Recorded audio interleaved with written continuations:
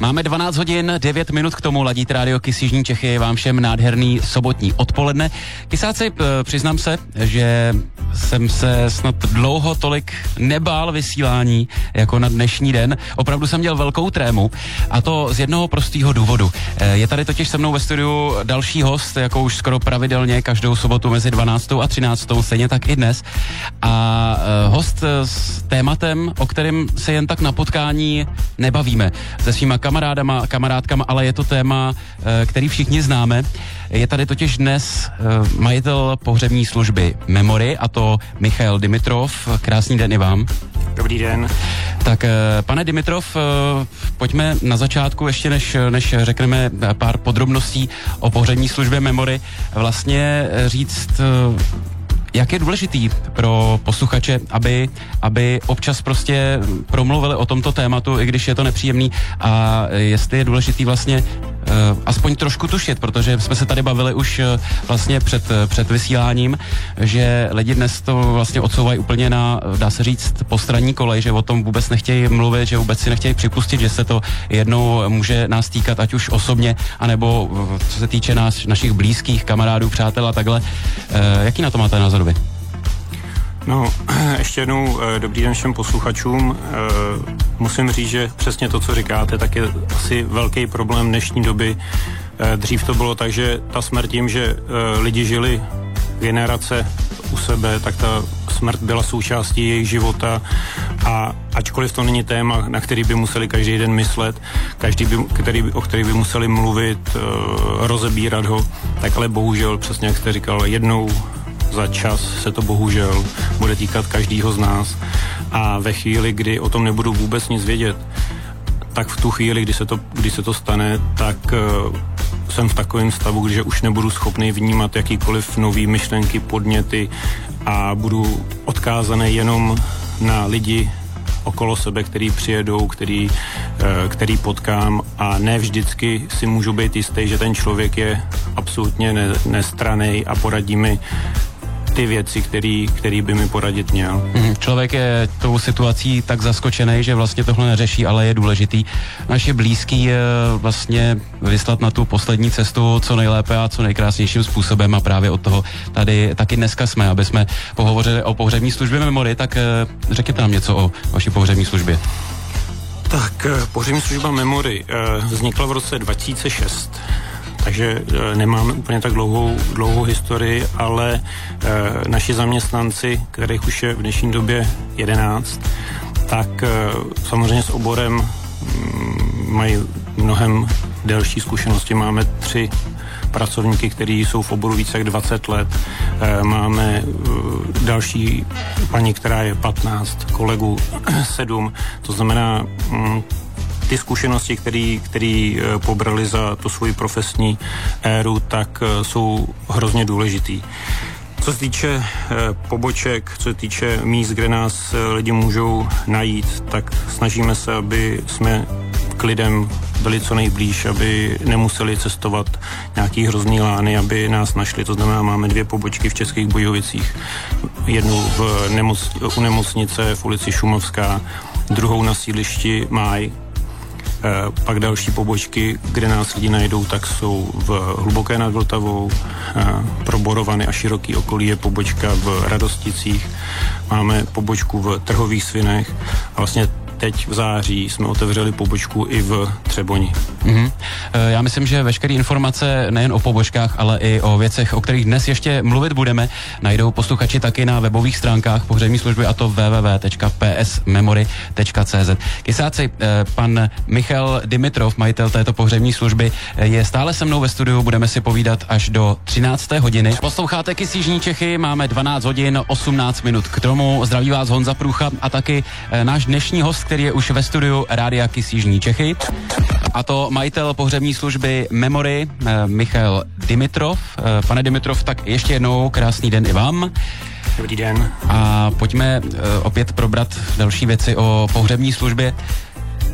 Pohřební služba Memory je v něčem zvláštní i třeba co se týče, co nabízí navíc než ostatní třeba pohřební služby, čím vlastně byste takhle, ne, jak bych to řekl teď jsem se do toho úplně zamotal, ale je něco, co nabízíte třeba nadstandardně vlastně lidem, kteří za vámi přijdou a jak jim to ulehčíte vlastně tady tu situaci?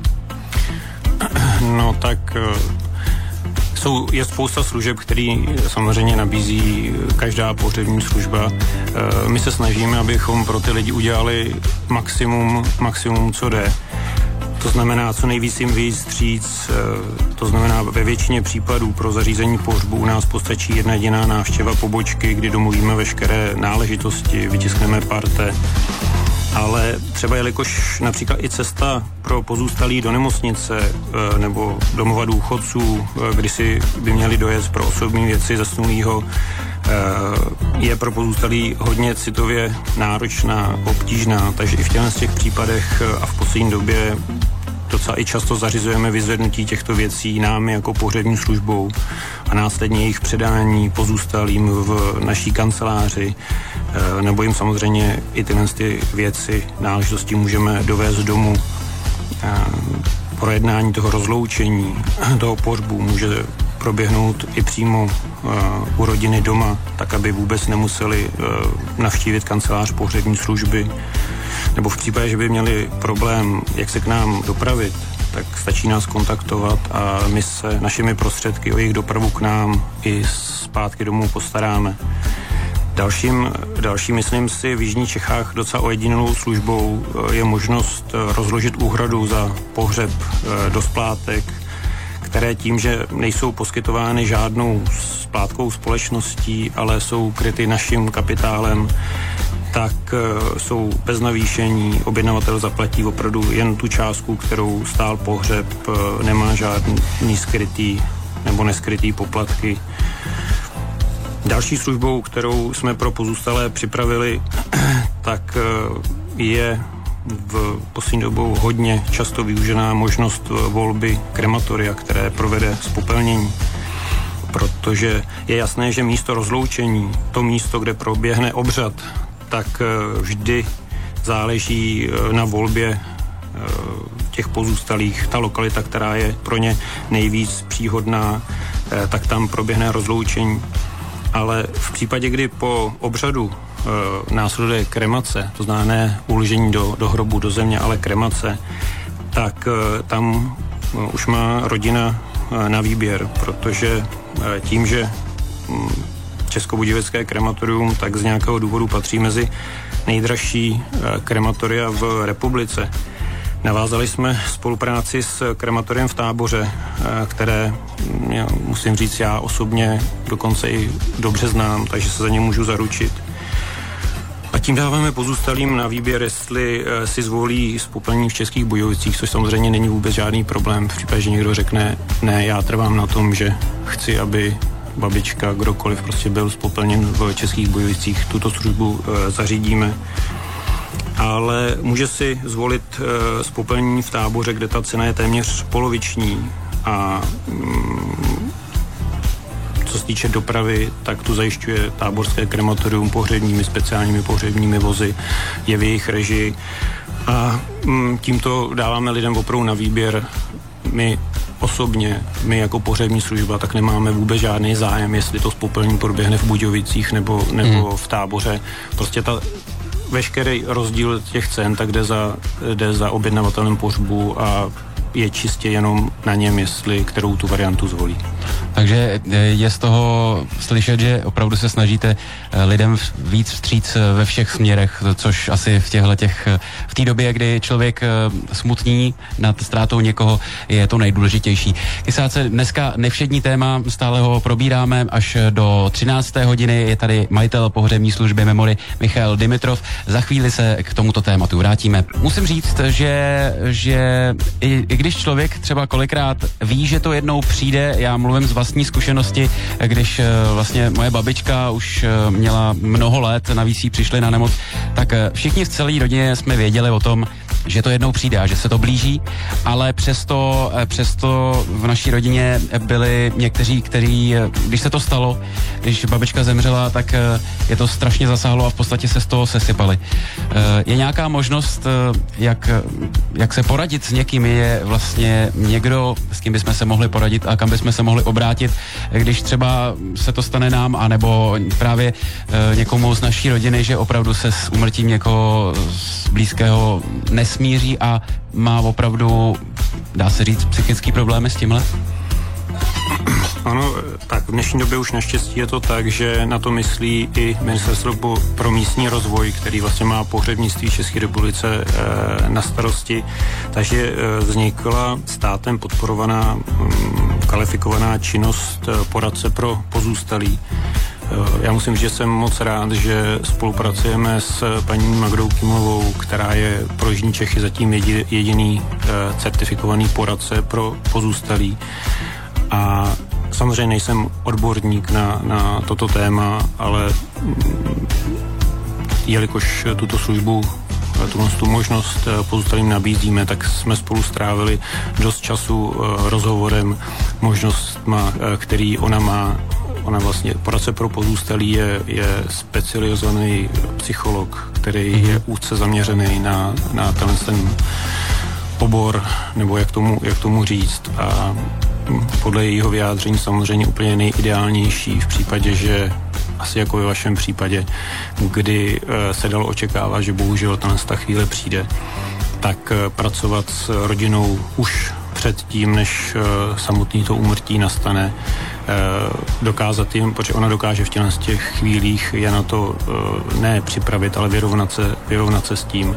V případě, že ta rodina, ten kdokoliv pozůstalý má zájem, tak protože jsou příznaky, které naznačují, že k tomu úmrtí v nějaký blízké době dojde, tak ona nebo vůbec poradci pro pozůstalí jsou schopni, ochotni a jezdí do rodiny, jsou s nimi v těch chvílích, kdy to úmrtí nastává, dokážou v tu chvíli být velkou oporou a podporou pro tu rodinu.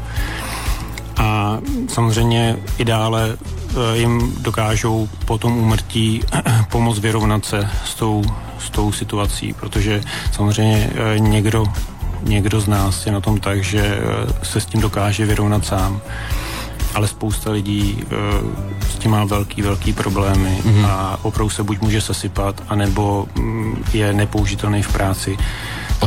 Tam lidi si potřebují povídat, potřebují rozbírat ten vztah a když potom to trvá díl, měsíc, půl roku, rok, tak pak už okolo sebe ani nenajdou člověka, který by byl ještě ochotný si o tom popovídat. A přitom je to hodně důležitý. A určitě předpokládám, že i tento psycholog, respektive psycholožka, třeba dokážou i poradit ve chvíli, kdy člověk, dá se říct, vypne myšlenkově i s tím vlastně, co všechno kolem toho úmrtí zařídit takhle s praktickýma věcma a právě třeba i, aby jsme na něco nezapomněli, že jo, aby jsme udělali správný třeba postup, jak už jsme se tady o tom bavili vlastně. Tak. Co dělat, když nám někdo umře? Na nic nezapomenout říct, nebo i seznámit lidi, co je běžný, co není běžný, co můžou chtít, co nemůžou chtít.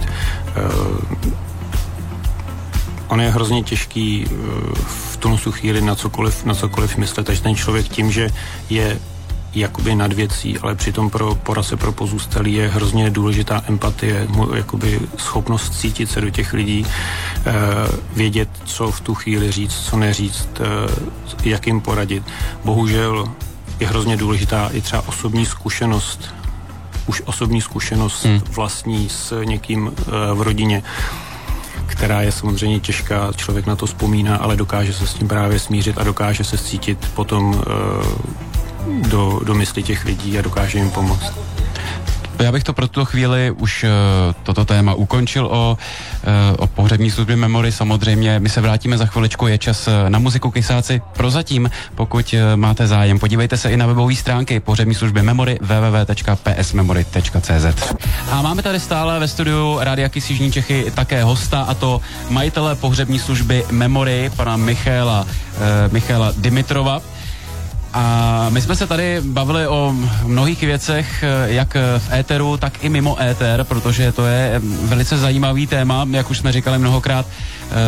Často o něm nemluvíme takhle s kamarádama, ale jednou se tam všichni sejdeme, takže je potřeba o tom něco vědět. Taky jsme si tady bavili o tom, vlastně mimo éter, že je taky rozdíl, když, jak už jsme říkali, nám třeba umře babička, vlastně čekáme to, i když nás to i přesto zasahne, a je rozdíl, když nám třeba z ničeho nic zemře nějaký kamarád v našem věku, dejme tomu, mě je 30, tak můj kamarád, to se mi stalo nedávno, a je taky velký rozdíl, když truchlí dospělí a když truchlí děti.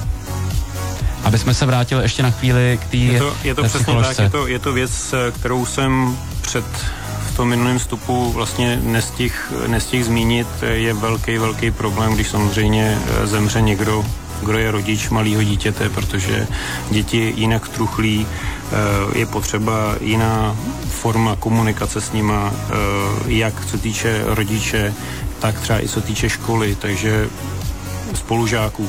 Tady je možnost se právě na tyto poradce pro pozůstalí obrátit i třeba jako škola, jako instituce a poradit se s nima, jak k tomu dítěti přistupovat. Nemusí to být osobní kontakt, protože funguje i distanční forma tohoto poradenství po telefonu, kde ten člověk dokáže předat po tom telefonu zkušenosti a potom to těm lidem, kteří samozřejmě jsou absolutně nepřipravení, tak dokáže hodně pomoct. Další pomoc, která tady je, tak je pomoc třeba při dopravních nehodách. Tady je další forma služby, kterou doufám, že lidi ocení, protože jsme se několikrát potkali s tím, že nás samozřejmě oslovili nebo jsme zařizovali pohřeb pro člověka, který mu někdo odešel při tragické dopravní nehodě nebo při pracovním úrazu. Právě na základě tady těch zkušeností tak jsme navázali spolupráci s firmou, která dokáže vlastně zaštítit právní pomoc, protože tak, jako je každý auto povinně pojištěný z povinného ručení, tak jako je každý zaměstnavatel povinně pojištěný, má pojištěný zaměstnance, tak právě v těch chvílích, kdy se stane takováhle věc, tak je možnost obrátit se na pojišťovnu a nejsou to jenom náklady na pohřeb, který ta pojišťovna může zaplatit, ale i potom další a další věci. Netýká se samozřejmě ani jenom úmrtí, i když v našem případě ano, potkáváme se spíš s těmito případy, ale bohužel jsme měli i případ, kdy došlo k úmrtí, ale v tom automobilu bylo naštěstí jenom zranění, kde třeba i budou další trvalý následky, tak i v těch případech vlastně dokáže ta firma pomoci. Je to úplně bezplatný, podepíše se smlouva, firma je potom placená vlastně případně jenom z částky, kterou s pojišťovnou domluví. A co si budeme povídat, při té komunikaci s pojišťovnou, tak se pojišťovna jinak chová, když je osloví člověk, civilista, neznalej, anebo když za tím člověkem stojí firma, která ví, co si ten člověk jakoby může vymoci a nenechá se opít nějakým rohlíkem. Je vlastně možná pro někoho může připadat nevhodný, že se bavíme tady o nějakým odškodným, když někdo zemře, ale je to naprosto přirozený a myslím si, že správný, protože dejme tomu, že třeba zemře otec od rodiny a najednou není příjem peněz, že jo, a je potřeba, aby ta pojišťovna, když se tady takhle bavíme, vás neoholila, když to řeknu tak nějak lidsky. Je to přesně tak. Ono to je, týká se to samozřejmě i toho pohřbu jako takového, protože v případě, že dojde k úmrtí někoho třeba, a ono stačí na přechodu prchodce, cyklista, kdokoliv, a rodina samozřejmě na to není připravená, kdo by na to byl připravený. A potom, aby řešila tu možnost, jakoby jestli jsem schopný v tu dobu finančně zajistit pohřeb, anebo to budu muset udělat nějak jinak a potom si to třeba budu časem vyčítat.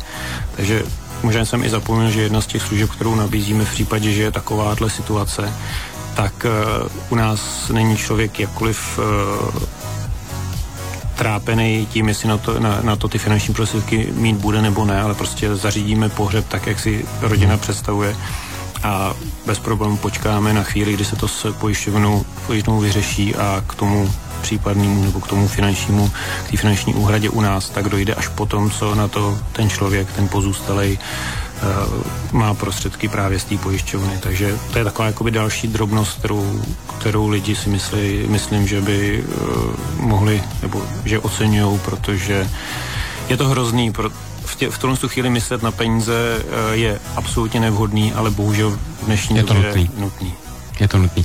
Veškeré informace o veškerých službách, pohřební služby, memory a vlastně o tom, s čím vším vám pomůžou v této těžké chvíli, pokud nedej bože na vás třeba čeká dříve či později, tak najdete i na webových stránkách www.psmemory.cz. Za dnes naposledy se tady u mikrofonu setkáváme na KIS Jižní Čechy s majitelem pohřební služby Memory Michalem Dimitrovem a mohli bychom vlastně tak nějak zesumarizovat pohřební službu Memory teďka momentálně a ještě říct, co třeba jste neřekl, na co jsme zapomněli a tak podobně.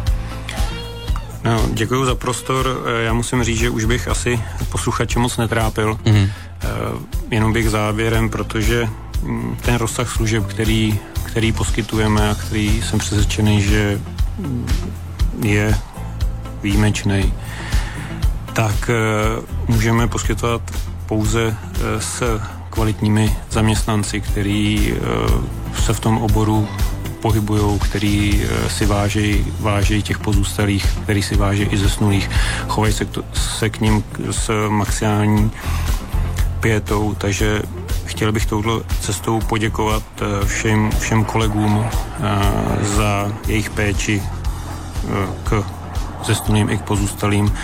Přece jenom nejsme úplně moc tady na trhu jako firma, ale ty lidi tím, že v tom oboru jsou dlouho a jejich přístup je vůbec zkušenosti, tak jsou nenahraditelný a já můžu říct i příkladný, takže bych jim chtěl na závěr s tou cestou moc poděkovat. Já bych taky poděkoval, i když jsem samozřejmě s vašimi zaměstnanci zkušenost neměl, ale musím říct, že tohle to je možná asi to nejdůležitější, mít opravdu dobrý zaměstnance. Vy jste je tady vychovaloval i mimo éter, protože člověk, když mu někdo zemře, tak vlastně zaměstnance pohřební služby má za takový, jak bych to řekl, převozníky, lidi, který v pořádku ty naše blízký převedou na ten druhý břeh. A my samozřejmě chceme, aby naši blízký měli tu cestu co nejkrásnější. Takže díky i já a díky vám za dnešní návštěvu, že jsme si tady mohli popovídat o velice důležitém tématu, který je potřeba, o kterým je potřeba něco prostě vědět. Musíme na to být aspoň trošku připraveni, že to jednou prostě budeme prožívat. A samozřejmě já už nevím vlastně, co dodat teďka na závěr. Děkuju. Já nechci ani říkat na shledanou, protože, jak už jste říkal, vy doufáte, že posluchači vaše služby budou využívat co nejméně a za co nejdelší dobu. Tak. Ale je potřeba si vybrat co nejlepší služby, takže kysáci www.psmemory.cz. Až to jednou přijde, až to budete potřebovat, i když si to teď možná nepřipouštíte, doporučujeme tuhle webovku a tuhle pohřební službu. Díky moc, pane Dimitrove, za vaši návštěvu a mějte se hezky. I vy.